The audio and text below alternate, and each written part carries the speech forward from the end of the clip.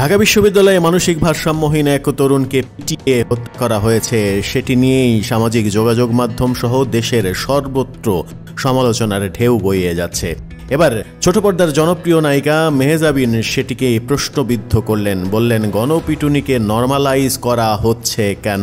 ঢাকা বিশ্ববিদ্যালয়ের ফজলুল হক মুসলিম হলে চোর সন্দেহে গণপিটুনির শিকার হয়ে তোফাজ্জল নামের যে ভারসাম্যহীন যুবকের মৃত্যু হয়েছে সেটি নিয়ে প্রতিবাদ মেহজাবিনের। ফেসবুক পোস্ট দিয়ে মেহজাবিন লিখেছেন, গণপিটুনিকে নরমালাইজ করার কোনো মানে হয় না, এটাই তার লেখার মূল উদ্দেশ্য। অভিনেত্রীর ভক্ত অনুরাগীরা তার সঙ্গে একাত্মতা প্রকাশ করেছেন। কমেন্ট বক্সে অনেকেই অনেক মন্তব্য লিখেছেন।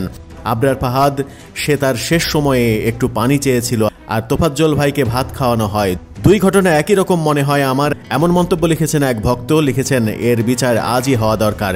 কে মেধাবী কে ঢাবি ছাত্র এইসব এখন আর দেখার সময় নেই, বিচার করতে হবে, মানে করতে হবে।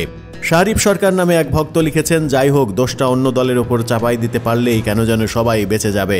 অন্যায় শুধু অন্যায়, এখানে দল টানার কি আছে? আরেকজনের ভাষ্য, বর্তমানে যে অবস্থায় এই সমাজের অপরাধীর কঠোর শাস্তির ব্যবস্থা না হলে অনেক ভয়াবহ অবস্থার সৃষ্টি হবে। তোফাজ্জলকে যেভাবে পিটিয়ে হত্যা করা হয়েছে সেই ব্যাপারটা সমালোচনায় পড়েছে, সারা দেশ উত্তাল হয়েছে প্রতিবাদে।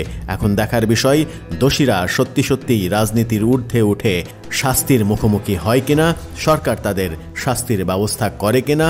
মেহজাবিনের প্রশ্ন, গণপিটুনিকে নরমালাইজ করার ব্যাপারটা আদৌ ঘটে কিনা।